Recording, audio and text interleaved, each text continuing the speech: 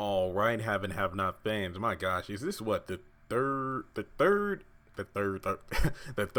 Erica related video I'm doing within a few days?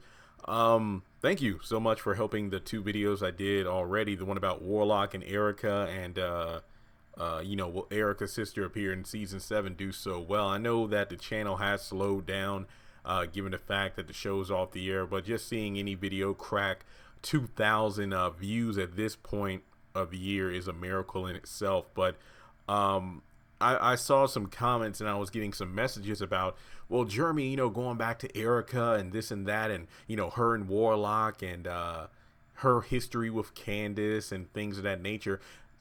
Don't you feel like it's her fault that Quincy Jr. died? And I think that's one reason I don't feel sorry for Veronica killing her, because she was partly responsible for Quincy Jr.'s death. In that, I have to disagree for multiple reasons. And I'm not saying that Erica was a saint, but I'm just saying that if you go back, well, then again, okay, I think I'm about to contradict myself, but here we go. In the episode, and thankfully I got my notes here, season 3, episode 11, 48 hours, Erica tells Candace not to have Quincy Jr. at her house. This is before the bank foreclosed on on Benny and Candace's houses in the tow yard. Remember that. This was when Warlock was popping up demanding $2 million because he found out Candace lied to him about the amount of money that she got from Jim Cryer. But anyway, she says, give your son to your mother. And, that would hopefully, mend fences between, well, excuse me, not actually mend fences, but make it so that Quincy Jr. will be safe, due to the fact that Warlock is just popping up periodically, threatening you, putting hands on you. And the last thing you want is for your child to be caught in the crossfire of your reckless lifestyle. But Candace didn't want any of that. Basically, her reasoning was, I don't want my mother raising my son because he'll be turned against me by her. Then we move forward to around the time we found out that Erica and Warlock were actually an item. This was when Candace had set up Erica to seduce and eventually extort money from David. So I think it was that episode where Candace smelled Warlock on Erica and the wheels in her head were turning, and then that's how she kind of discovered that Warlock and Erica are working together, but Erica would not admit to it. So that's why Candace invited Candace had Erica and Warlock coming down to the Malone restaurant. And some people were saying that, yeah, Erica had a reason for Warlock dying because she got him to come to the restaurant and everything. Well, no, it was actually Candace, if I'm not mistaken. I think Candace gave the phone call, and then that's when Warlock was freaking out because he was like, let's go down there, get the monster, let's go. And then even his crew members were, even his crew members like, yo, but we're talking about Mama Rose and the Malones, but like, look, yo, let's go. So basically, wait, actually, what was it? I think Erica did say, oh, wait, no. Candace and Mitch set up the restaurant, ambush. I think that Candace had figured out Erica and War were working together. Erica went to the restroom, I believe, to message War, and then he showed up, and then that's how the situation happened. But I do believe that Candace called Warlock, and then he threatened her over the phone. I'm going to kill you, right? Because I found out about how much you really got from Jim Cryer. Well, in any case, the situation is Erica shouldn't have actually lived. I mean, even though after the shootout was over and done with, Mama Rose looked at Erica, was like, what are we supposed to do with this one? And then Mitch kind of signaled for her to just be let go. So Mama Rose got her to leave, and then that was the end of that. So at that point, she was just a pawn for Candace to continue to work for David. But here's my point. Even though, once again, Erica wasn't innocent, she did try to tell Candace just to give custody of her son over to her mother. Now, you're probably wondering, well, Jeremy, think of it this way. Despite the fact that, let's say, if Hannah got custody, which it doesn't matter because she did, Hannah had Quincy Jr. when Warlock showed up and then he got shot. But the only reason Warlock showed up was because of the fact that he was after Candace. But then you have to look at Hannah, because Hannah went to Warlock face to face in order to hopefully get Warlock to, I guess you could say, not threaten my daughter, don't stalk her anymore, leave her alone, I raised you like you are my own son. Yeah, but in any case, Warlock sent one of his guys to follow Hannah and then learned the location of the motel they were staying at, hence why they knew to bust in the door and then, shoot up the place. But Candace escaped in the night.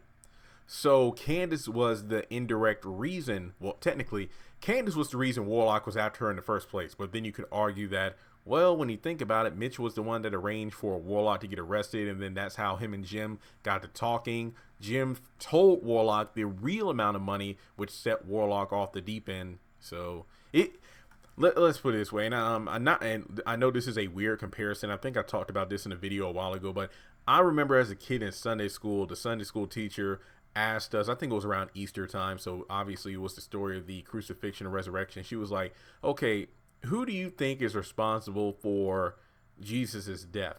And, I think she said, like, was it Pontius Pilate for not stopping the crucifixion when he had the chance to because he had the power? Instead, let Barabbas go because the people wanted it. Peter for denying Christ 3 times. Judas for betraying Jesus. And, different options like that. And I think everybody in the class blamed Judas, but then she said something that, and I was like 8 years old, and this is almost 20 years later, and I still think about it. She said, you know what? It wasn't just Judas. It was like a domino effect. Not only was it in the scripture and the prophecy had to be fulfilled, but everyone had a different role to play leading up to his death and resurrection. I'm just like, that blew my mind. So when I do theories like this, it isn't always about pointing the finger at one person. Different people, even those with good intentions, led to the death of Quincy Jr. And it's sad to say, but he was better off in foster care, because we know for a fact that Candace really only wanted him in foster care out of spite because she didn't want her mother anywhere near her son. But at the same time, Quincy Jr. would have been safe. He wouldn't have been mixed up in any of this. So yeah, technically speaking, well, no, actually, it's hard to say, because look, you gotta look at it this way. It's almost like, if you ever went to the what was the play Into the Woods, where everyone, and there's that one song where everybody's blaming each other for the giant doing this and that. It's like Warlock, I think Erica was trying to get the location for the hotel for quite some time, but Candace would never tell her. But then I think Warlock got the exact room and everything thanks to the thug that was sent to follow Hannah. So Hannah, who was trying to protect her daughter by risking her own self by going to Warlock's territory in order to call off the hit. I know technically there wasn't a hit on Candace, but you get what I'm saying. Asking Warlock not to pursue her daughter anymore. Then on top of that, well, you got to go back and you got to think about it this way. Jim was the one that arranged for Warlock to be taken out of jail to begin with. Mitch put him in there in order to leave Candace alone without knowing that things were finally mended between the two, because Candace got $2 million. But then you go back even further and it's just like, well, let's see here. Benny was the one that opened his mouth to Warlock talking about the millions of dollars. So that's how Warlock knew that he got blackballed, bamboozled, and then went after his sister to begin with. But then you go back even further than that, and it really goes back to Candace being Candace, because she lied to Warlock about how much money she got from Jim Cryer, saying that, if I'm not mistaken, I got 400,000, but I think she gave him 150,000. So she did pay him $50,000 extra what she promised originally, but at the end of the day, you withheld the exact amount. So at the very core of the situation, Candace is to blame, even though she didn't pull the trigger. But at the same time, if you go back to the very beginning, Candace is the reason her son was killed. Yes, there were a lot of other factors, as I, just listed out. Benny telling Warlock about how much money, but he said 4 million, but it was really 7.4, but he didn't know that. Then you had Jim telling him the real amount. Then you had Mitch putting Warlock in jail. Then you had Hannah pretty much, unknowingly exposing the location.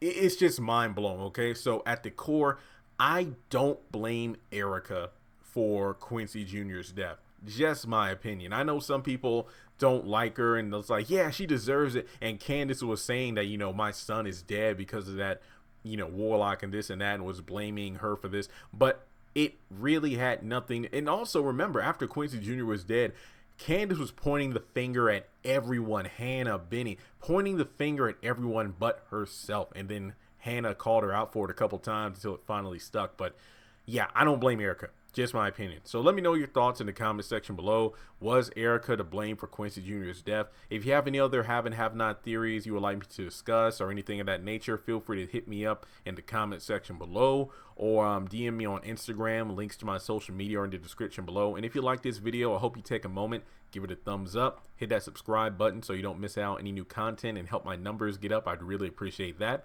And I will talk to you soon, and hopefully we'll hit 90,000 subscribers before my birthday on August 29th.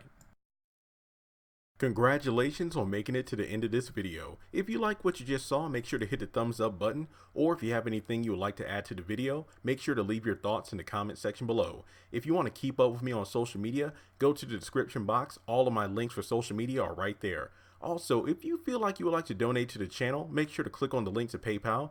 Any amount helps. $1, $5, $20. As a full-time YouTuber, any support from my fans really does mean a lot to me.